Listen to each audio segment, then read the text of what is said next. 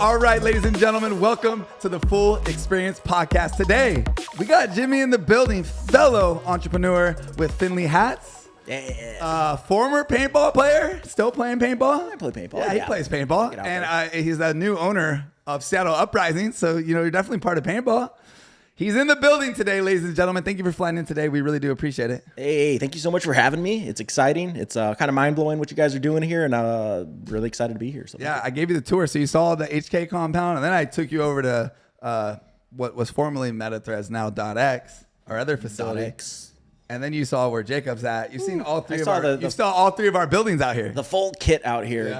It's been the full experience. Yeah. What are you thinking? What are you thinking so far about everything you've seen? Oh man, it's beautiful. You guys are doing it right down here. It's a good energy all around too, and you kind of get that feel from like looking at some of the social stuff you guys do. Yeah. But actually, being around it is magical. You guys are doing something right down here. I appreciate that. And we're coming to you. As you can see what's here right here. We got some HK Army Finlay hats in the building, baby, that we will be releasing. When you see this, it will be Monday, and these will be available on Monday. Limited drop, Finlay hats. He was actually up all night making this happen. Yeah, it was a little aggressive. Yeah. I'm running on like low sleep, high caffeine, but I thrive under these conditions. But yeah, I was up late working on these hats. We did a special 3D puff on these, which is not a normal project for us. That's what my team's done it. I've never done it, and I wanted to bust these samples out for you guys. So brought them down, was up late getting them handled. No, you crushed them, dude. Thank you so thank much. you. And we're going to get more into that. But the main reason he's here today, ladies and gentlemen, he wasn't able to mention on Play the Game podcast because we were waiting for right now, which we're going to do. Danny, hand us the paperwork, ladies and gentlemen. The reason Jimmy is here is Seattle Uprising sponsorship 2023 NXL season.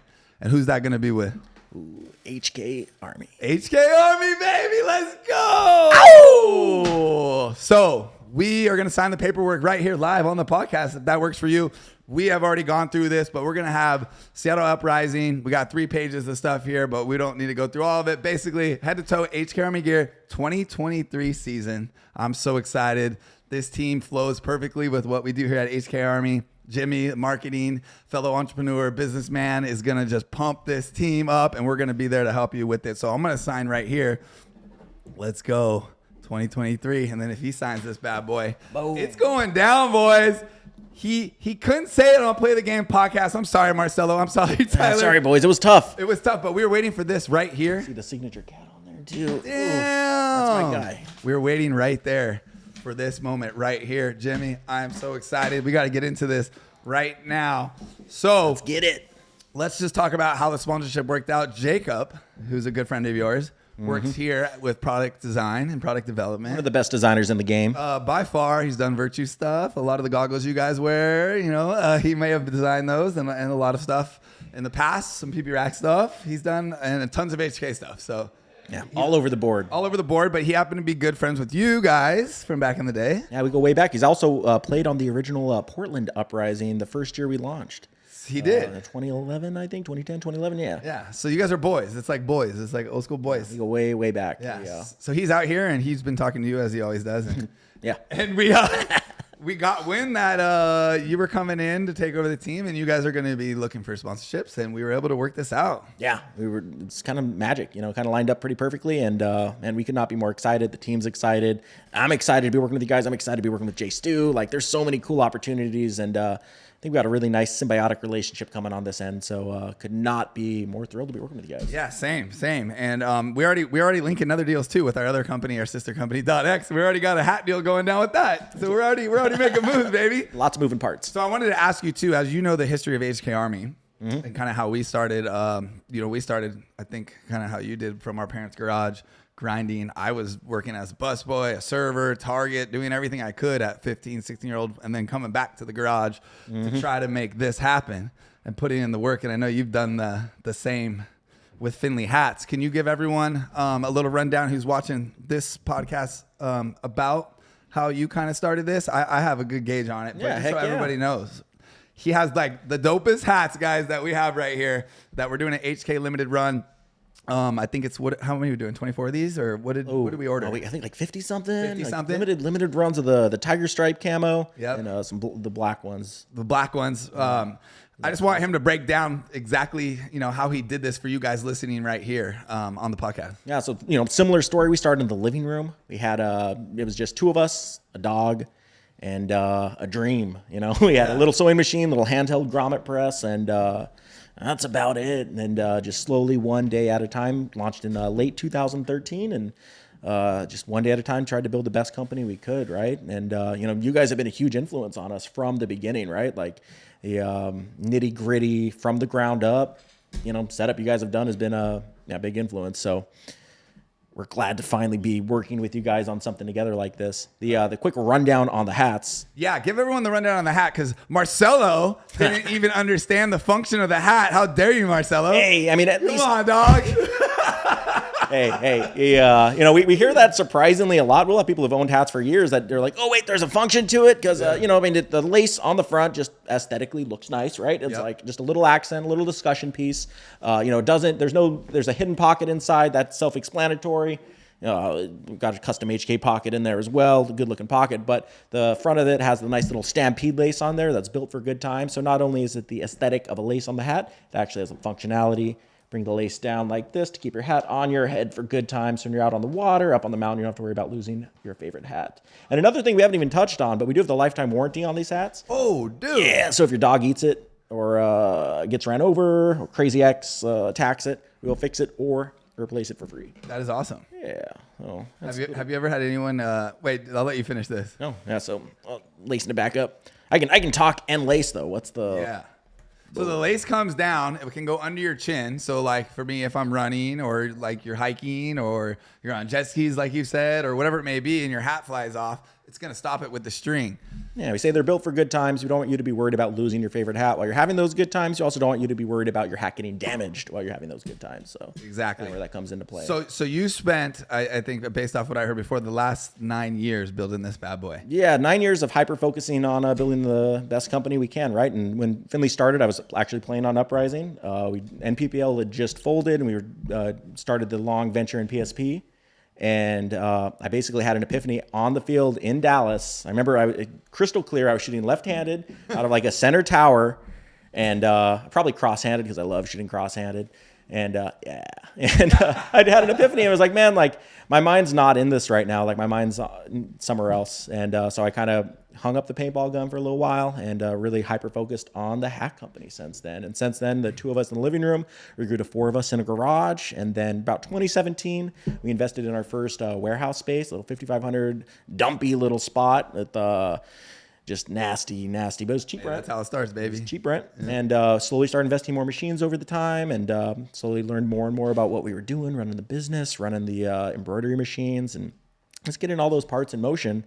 And now we have a new warehouse space, new storefront, amazing audience of people from around the planet, just a really cool community around the brand called the Finlay Force. We got the HK Army, Finlay Force. And, we've been really just hyper-focused on building the best we can throughout this whole period. And now we finally got to a point where I have some managers that help kind of run some of the stuff, and I can take a step back from every little bit of the day-to-day and still work, not full-time all the time. And you know all about that. I'm sure a lot of people here are working long hours here, but I at least have a little bit of time to focus on other ventures. Yeah. And the opportunity kind of presented itself to take over Uprising. And really glad I did.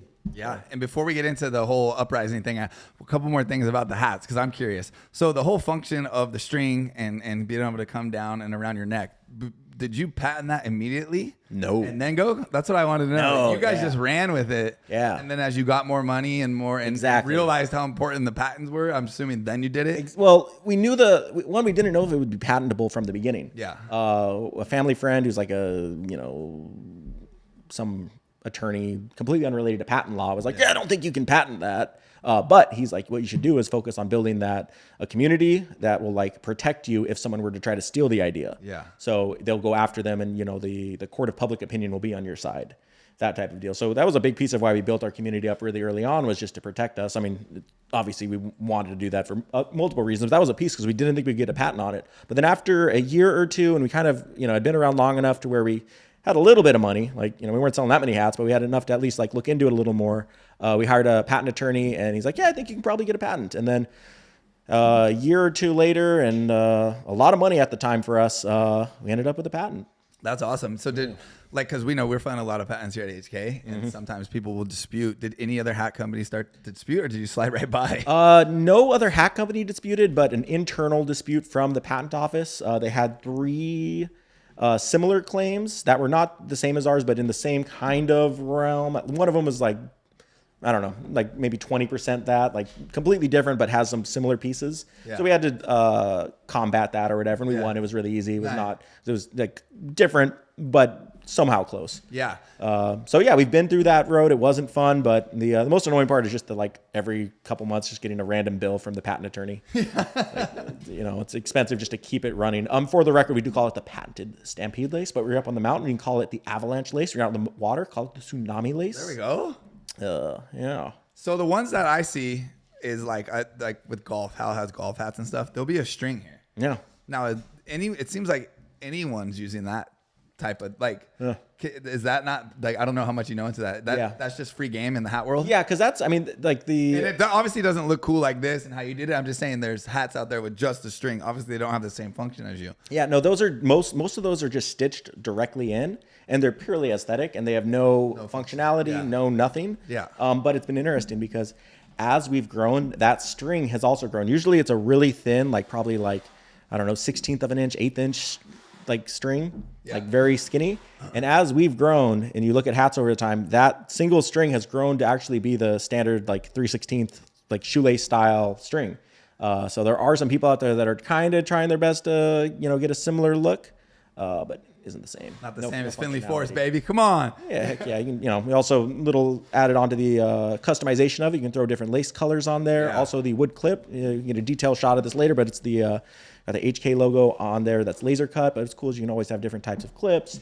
We got metal clips, plastic ones, big old mix. So you can always switch up how your hat looks and tie different styles. So it's got some variety. Even if you have the same hat as your friend, you can have different lace colors on there. So switch it up. Yeah, no, it's completely awesome, guys. So we're gonna do, believe it's gonna be a 50 run, 25 of each. It's gonna be the what is this, tiger? Is that what we're calling that? The custom tiger stripe. The custom tiger stripe, and then the black on black with the red stripe of our original OG Hostel Kids logo.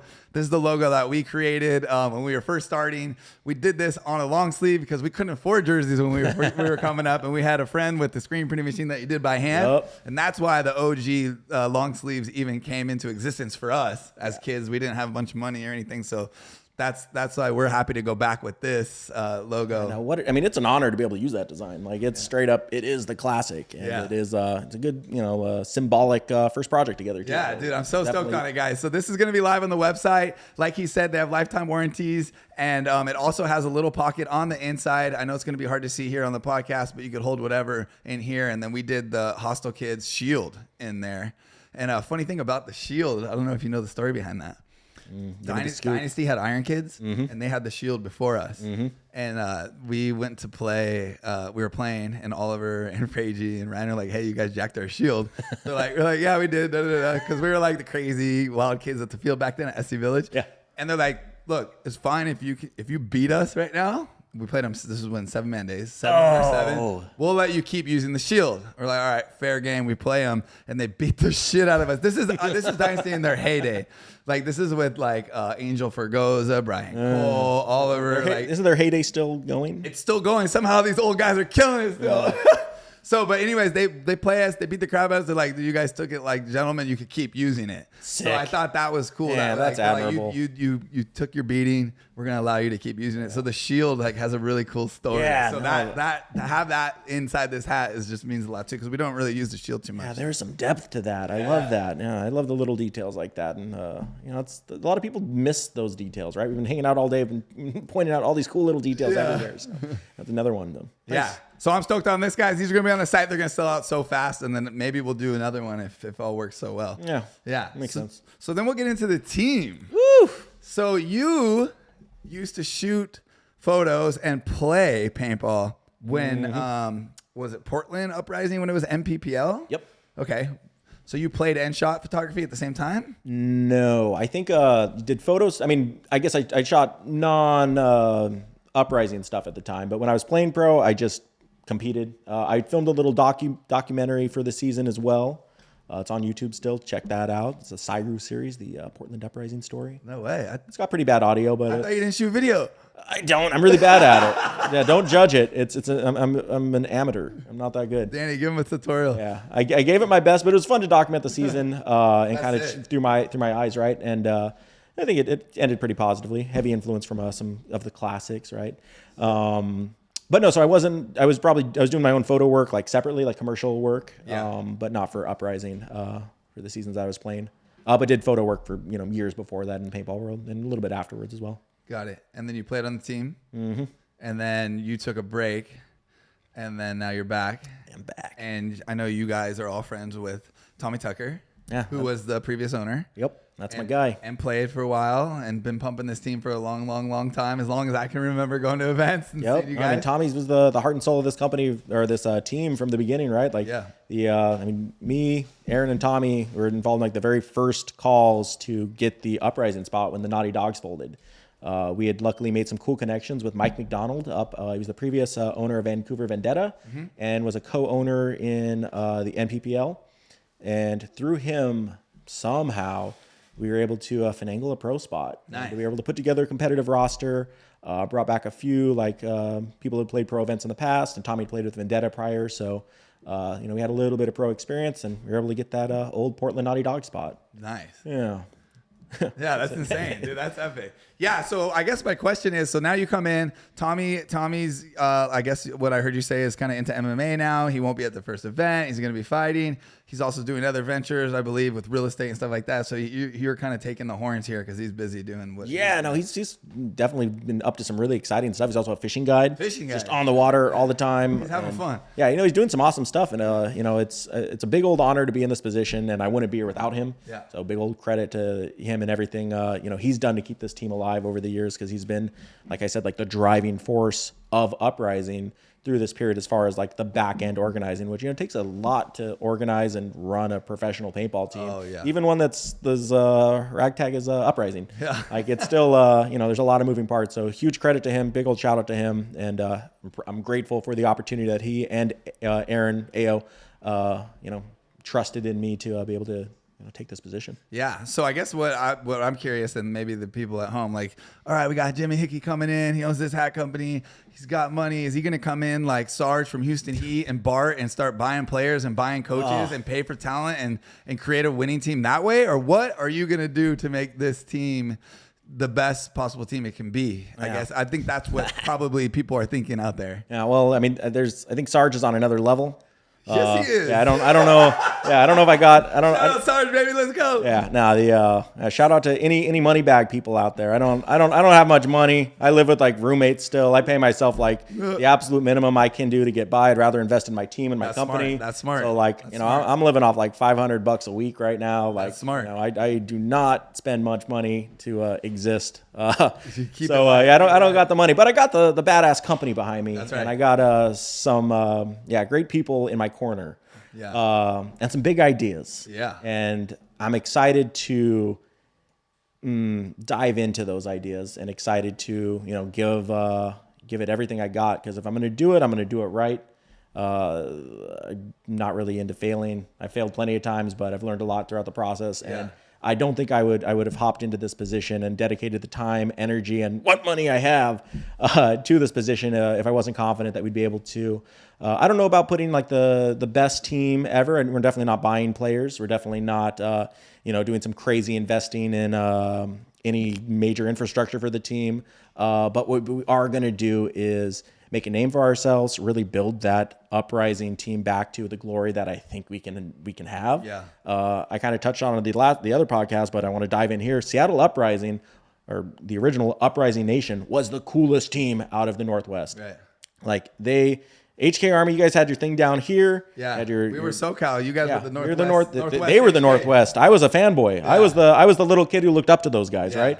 I was the kid who was given a free t-shirt and was an instant fan for life, right? And it went a long ways with this cool team that basically said no to the corporate teams up there, said no to playing on the big sponsored fancy like teams like the Naughty Dogs, and started their own thing and went their own way and, you know, marched to the beat of their own drum, right? Like they were unique. They looked different out there. They looked sinister out there. They were nice dudes, but like they looked rad and like made statements on the field because they kicked everyone's ass. Like they were rad. They had also another huge piece of it, Blacklist Media, Race Jones. They had amazing content of the team playing. And it was just like, this is when there was not as many videographers out there. So like content, you know, really was just different back then, right? Yeah. And those Blacklist Media videos were huge. And I remember all the avatars on PB Nation with all the different Uprising things, just super influential. Anyways, Uprising used to be badass. I want to return to that former glory. I want to put the Northwest on a map, or on the map. Yeah. I want to make the Northwest proud to have, you know, we're the only pro team now out of the Northwest. We're one of the longest existing pro teams. We've been around over a decade, and we really don't have that much to show for it. I think our first season, we took 2 third places in NPPL. Our third season, we took a couple third places. We won D1 to get the pro spot in NXL, and that's it. You know, it's like a decade plus, and we don't have that much to show for it. And these guys have dedicated so much of their time, so much of their lives, so many sacrifices, so much money, so much care, so injuries, you know, all this stuff, right? And it's like, what do we have to show for it? We have, you know, what Uprising are you going to see at the event today? Is there any other info about Uprising? Does anyone care past that? No, there's really not that much cool stuff about this team. And these guys all have great stories. These guys all have dedicated so much of their life to this sport, and we've fallen short of reaching the full potential. I'm here to help us reach that full potential. Joe, I like that. I like everything you just said. Because, I mean, that's how, I mean, kind of what you were saying with them in the Northwest, kind of how HK was in SoCal. You know, HK has always stand for going to play paintball with our friends and having fun. It didn't matter if you were pro or you just started. We let everyone come and play with us and have a good time and make some noise and be loud. And you knew about what we were doing because we also were kind of on the social media game and really, really proactive with PB Nation back then. This is before Instagram or anything like that. Mm-hmm. So like you guys were, that was the hub. They were doing their thing. We were doing our thing. So I'm glad that we're kind of clashing together, and HK also in the Northwest now can have some presence, and we can help you, build this dream with this team and make the best noise and possible content and media. I don't know if we're allowed to say too much about what you have lined up possibly, but yeah, no, I mean that we're absolutely aligned on all of that stuff. And, you know, as like, you know, we're supposed to be like ambassadors of the sport as the highest ranked players in the area. And I think, you know, we've fallen short of really reaching our full potential of being, you know, someone that the local Young Guns team can look up to there, right? Yeah. Like we shout out to Infamous Kids. They just won World Cup. You know? I saw that, dude, with and Thomas Taylor's son and crying, dude. That was awesome, dude. Shout out Thomas Taylor, bro. Big old shout out. That guy, the troll's a man, straight up. And, you know, we gave the kids a full tour of the warehouse, but it's like, you know, they came to the warehouse, we gave them a tour, and they got a nice, you know, experience of like what it's like to be like a sponsored athlete. And like, they were just asking all these questions. Their eyes were so big and taking all this stuff in. And I showed them my like old paintball gun collection, and they're like, "What, Angel? What is this?" Like, best gun ever. This gun was on my wall when I was a kid. Like, you know, like, so it was cool to see that. But it's like, you know, none of those kids like are like, "Oh yeah, like, Scotty Knight is my favorite Seattle Uprising player." You know, none of these guys like look up to Uprising and are like stoked on having a professional team out here, right? Like, and that goes across the Northwest and really across the West Coast, across everywhere. Like we've done a bad job of being stewards of the Northwest, and we need to, you know, we represent the Northwest on the national level, and we need to do a better job being there for the Northwest at the local level. So we're going to make a really big effort this year to visit all of the fields. We're going to make an effort to do free clinics. We're going to make an effort to help teams at events and give them feedback and guidance and coaching, and just be there for the community. Do street ball events. Do little fun like skill challenges, right? Like have some of the HK guys come up and do a little day out there maybe. You know, like there's a lot of potential and a lot of low-hanging fruit that we just have not hit.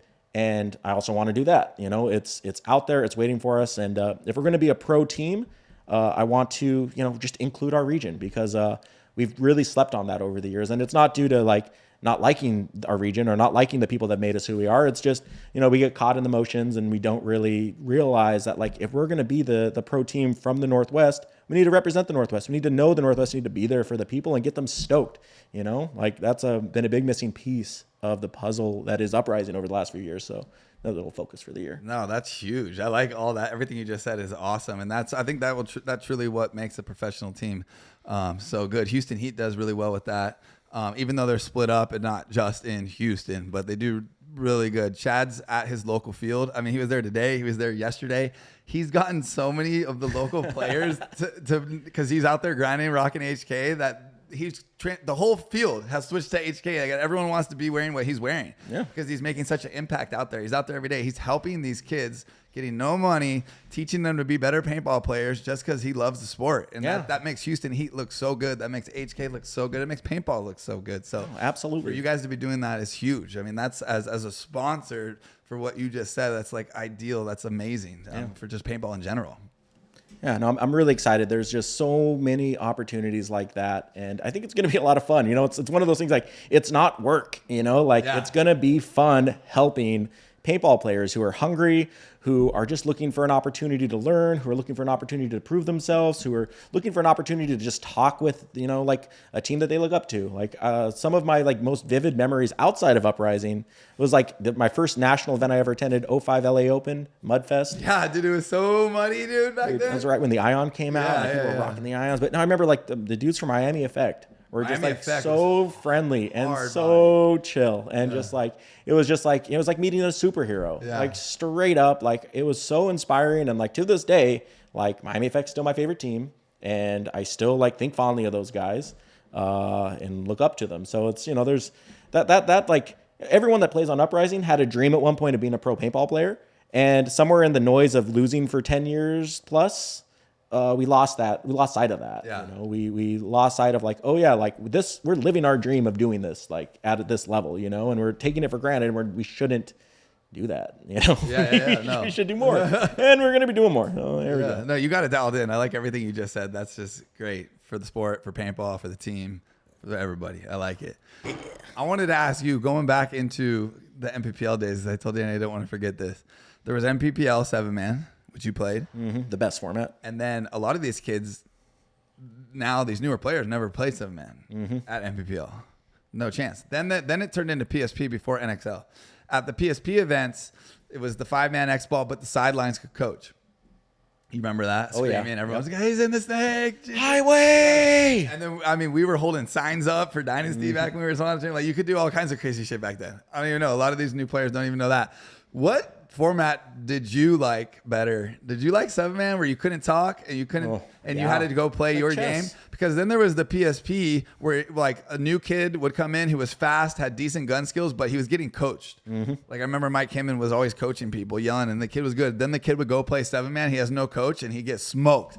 It's a whole different game. Like, what format did you like? I just wanted to ask you this. Did you like better? Absolutely 7-man, hands down. Although, big old shout out to just the NXL, the new formats is fun. The new format is fun. The new layout. I like the bigger bunkers. Yeah. But no, 7-man, I'm a front center player. Crystal Soya is my favorite player. I love his playing style. Always looked up to that dude. And just love going as far up the field, down the middle as I can. And, getting shot up a lot, but maybe taking a couple people with me.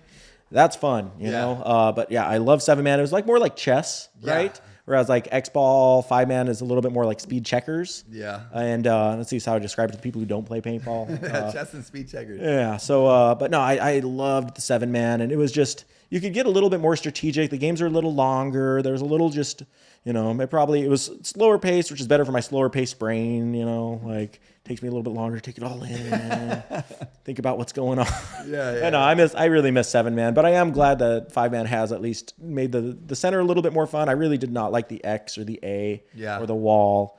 But the newer layouts are at least a little bit more fun to play on. So I definitely want to get some spins on the practice squad and, get some get some games out there with the boys. No, for sure. I used to love 7-man, especially local. I mean, you went to the Huntington Beach when it was out here? Oh yeah, that was the best, first pro event was 7-man. It was Huntington Beach. Yep, and we didn't have our jerseys in time, so I had to wear my Team USA jersey. No way. Out there, so it was. It was kind of interesting, like, first pro event, don't get to match my team. I knocked over like one of the, I think the 40 bunkers, like one of the big wedges, like ran into it and just knocked it over. Yeah. What was your favorite format, 7-man too? Yeah, I do. I just felt like it was more team sport, and I loved it. It was a longer format. You had your 7 guys. It was more strategic, more methodical. I played more 7-man events than I did X-Ball with PSP, so I loved everything about it back then. The stands were just slammed, especially Huntington. Yep. Dynasty in their heyday, and Huntington Beach with like 500, 600 people in the stands screaming. All the people just on the street of Huntington Beach who've never even seen paintball, that gets to see it for their first time. They're like, "What is this?" It was just awesome. Like that whole time and era of paintball back then, I just love it. Yeah, no, I mean that was peak paintball event. Yeah, that was as good as it gets. Hopefully we get back there. Luckily, there's most of the events lately have been awesome too. So yeah, for sure. No, for sure, onward for sure. And upward. I got a question for you. Yeah. I meant my favorite player, Chris Soy. You got a favorite player? Chris Lasoya was the man, baby. Oh man, I love Chris Lasoya. Oh yeah. Chris Lasoya was one of my favorite players. To be honest, I liked Brian Cole from Dynasty. Ooh. And he would wear his hat forward. Oh. And no one was doing that back in the day, and we were always jocking his swag. Shout out Brian Cole. If you don't know who he is, look him up. He was one of the best players on Dynasty, in my opinion. What? Yeah. Is he? Yeah. Oh shit, the PSP logo was Brian Cole. That's sick. Yeah, look at Brian Cole, dude. He was an absolute savage, dude. Yeah. He could go from the back corner all of a sudden in the snake. He could play anywhere, and he was blasting people. He was really, I was a big fan of Brian Cole. Of course, nice. Yeah, and hat out on the field too. So. Yeah, dude, I like the hat. Let's go, baby.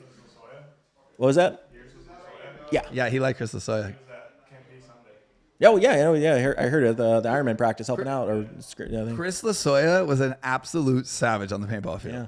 Like he was like in his prime. Oh my God, dude. The way he could get down the field, blast people, like he was a straight up savage. And if you were in his way, he was going to hurt you. Like he played to kill you. Like, and you've seen the clips that what he did. The execution? The execution was that Docs Raiders or who was that? I don't know. Yeah, that sounds right. Yeah. Yeah. Blew the kid's head off. Like he deserved it. He was standing there. Yeah. I mean, I'm just saying, like, when he gets into that mode of like paintball mode, like competition mode, he's not the same person. Like the nice Chris Lasoya you see off the field, it's war at that point. Yeah. He's a savage. He says it in Serial Killers. He's a killer on the field and a nice guy off the field. Yeah, that's true. Yeah, he was playing a 7-man up in Oregon a couple of years ago. First event like mid-COVID 2020, 21, and 7-man mech, and it was a hyperball field, perfect field layout. Shout out to Diamond Hill Paintball. Yeah. And really fun event, really well ran. And Lasoya made the trek up. I played that event when I heard he was playing. Yeah. Like I'm dead serious. Like I went to that event because I heard he would be there. So I wanted to watch him play, and I wanted a chance to play against him. Yeah. And I was watching, like stalking every game, watching what he was doing. I had his moves down, and I had a little strategic way to get him out if we played against him. We didn't play against him. Oh. I know, but in my brain that whole thing went down, and I would have sneaked up on him. Yeah, we got to play him a lot. SC Village back in the day when we were first coming up, we were practicing Dynasty. Avalanche would fly in to play us just because back then we were like the up and coming good team in SoCal. Like there was Dynasty, and then there was Avalanche and these big pro teams back then, and then there was like us as this like D1 team, semi-pro team that was like up and coming good, that the pros would fly in and play us because we were good enough. We had like the Bobby Avilas playing with us, the Scott Kemps, Brandon Short would play us Mouse, like all these teams we would get all these kids that were now pro. They'd come to HK and then they get swooped. Like, oh, Iron Man swooping Scamp. Oh, whoever swooped Bobby. Like our team was always getting swooped up because it was like it was like a feeding team for pros. The old farm team. It was like so we would always just lose everyone. But we got to play against Lasoya a lot, and all those pros back in the day were absolute savages. And I think that's what made us better is because they didn't hold back on us. Like when we were playing Lasoya and you're on his territory, I get shot like 50 times, and you want to fight him, and we're little raggedy kids. I'm like, let's go, and he'll just he keeps throwing the whole loader, and you're like, okay, I'm done. I'm done. Like we got our asses kicked, but but it also made us really good, really quick. Being able to play these guys all the time, and and when we weren't playing them, I'd sit at the field all day and watch these guys. Yeah, like SC Village back in the day was like every single dope pro team was playing there. Yeah, it was the mecca, and that's what I think helped us HK get pretty good pretty fast. So yeah, no, that makes sense. I mean, you want fish, go where the fish are. Yeah, you know? Yeah, that's true. Good, yeah, throw right there into the meat grinder. That's right. Yeah, but you got Danny over there in Detroit, no pros to play against, bro. And then it's snowing half the year, dude. They don't get to play like Cali year-round sun, baby. Yeah, no, we got the rain. Nonstop. Yeah, no, we got the rain up north. So yeah, I mean it's rain ball right now. So yeah. So one more thing I want to ask you, because you were just on the podcast. This fantasy paintball thing just got launched. It sounds like Marcelo and Tyler have something to do with it. What are your thoughts on fantasy paintball? This can be good to grow the sport. The problem that I see, I don't want to say problem, is that you're going to need, I don't want to say referees, but stat guys around this field. In order to get the stats, you need proper stats to make fantasy work, right? Yeah. Do you think that paintball, there's 5 guys shooting 10.5 full auto guns at the same time, that this will work, where you're going to be able to know how many times your players, Tommy Tucker shot X amount of people that event? You don't think that there's and I'm just being proactive here, maybe you miss a shot or don't know a shot, or like, what's your thoughts on this whole fantasy? Yeah, so first off, I'm excited for it. I think anything that, like, it's sports, anything that measures the output of what's going on out there that can be like visual is important. For sure. Totally see that view through it. I think I think it adds a whole new dynamic to it. I know they tried it in the past, and it was different. It wasn't their company doing it or their group doing it. It was, I think, through the NXL or through the PSP. The NXL had 4 tall. Yeah. Things, and there was, remember one of them fell over? Oh yeah. Bad business. There was 4 guys at all times watching every game, writing down the stats for each player. And those stats were definitely hazy at best. Yeah. No shade to the people doing it. I'm sure they tried their best. It is tough. No doubt it's tough. Even I was talking to Short, like even the pro referees standing at the field have tough times making That's calls. so true. That's absolutely right. Tough. Yep. This isn't like football where it's like Tom Brady threw the ball to da-da-da. It's very cut and dry. Yeah. This makes it a little bit more difficult. I love it. Yeah. I'm not hating on this. I'm just having a conversation about it. That's all. But it sounds like, I think I was listening to the podcast with them talking about it, that if they have the same, or read about it, but if they have the same groups, if they have the same crew going about it throughout the season, I think they'll improve and get more of the stuff down. Yeah. I feel like there's a huge opportunity for technology to also kind of aid in that. There's got to be some type of proximity sensor or some type of lasers. I don't know the tech behind it, but there's got to be some way to at least have, like, if the person is downrange within this certain window and they get eliminated, there's got to be a technological way to solve this, as far as like removing the human element of it. Yeah. Obviously there's lots of moving parts to make that work, and I'm sure it'd be like hundreds of thousands of dollars. Maybe but every jersey had like a little sensor. Exactly. Like, think laser tag type deal, where it's like, as soon as that player's out, you hit out, and they look at, okay, when the person's out, who was shooting at that? I don't know. I'm just spitballing here, but I bet there is a way to, through technology, to solve for the human error of trying to tell who's doing what, or at least aid in that. Yeah. Regardless of how they solve it, I'm excited. There's no one else in the sport I'd rather have running that side of things. And I think if they partner with the right people who do have that skill set of either figuring out the right way to do it through visual versus using technology, or a fusion of both, I think they have a recipe for doing it well. And I think that if I'm understanding correctly, they're going to be independent of the NXL or whatever league will contract them to do it. I think that also lets them really hyper focus on doing it right, versus it just being another department of the league. So I think it's going to be really good, and it's going to definitely be exciting to see how it goes. So best of luck to it this season. I hope it doesn't mean we have to put like names and numbers on our jerseys, though. You're not going to do that? I don't want to. No. I don't. We're not putting any names, nothing on our jerseys. At least logos and stuff like that. It's just going to say Uprising. Going to be very simple out there. I want to look sinister out there. Yeah, we're gonna look different. We're gonna look. You don't want to blend in with the crowd out there. Nah, I wanna look sinister. I want to look different, and we want to. Also, we cut a lot of our sponsors when this podcast is over. I'm gonna send a couple emails out, letting some past sponsors know that we're unfortunately gonna be cutting ties. And right now we got HK Army, we got DLX shooting Luxes this season. Let's go. Okay, that's another one. So we got HK.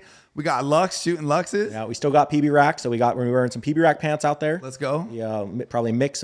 And then we got Finlay hats for the hats. You got to. That's it. And the rest of the people get a phone call. Bye-bye.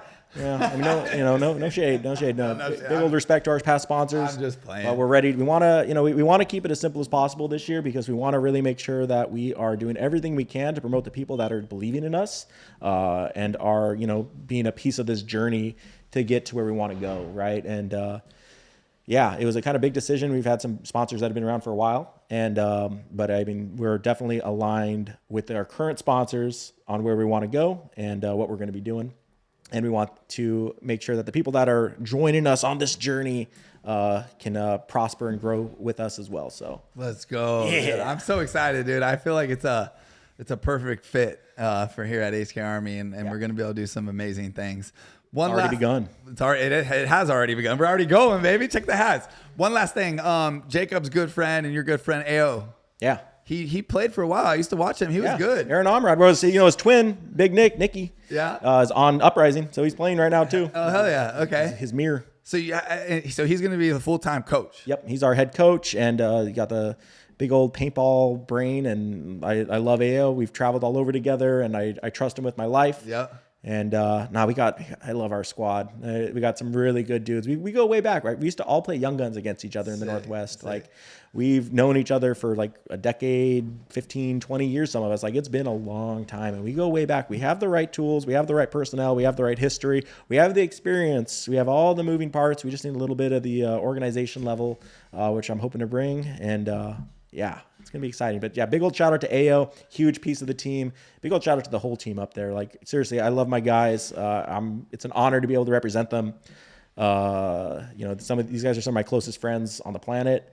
And I'm just really excited to have the season together with them. So yeah, for sure. And dude, shout out to everyone on Seattle Uprising, dude. I know that we've all seen each other probably throughout the years, but I'm excited when I come down. We're gonna definitely come down, visit the shop, and see the team, get some media going, and do some big stuff while we're down there. So I'm stoked that you guys, Seattle Uprising, is now part of the HK Army, man. And thank you so much for coming out here. Hey. Thank you so much for doing the podcast. The hats are gonna be live by the time you see this, guys. Only 50 made.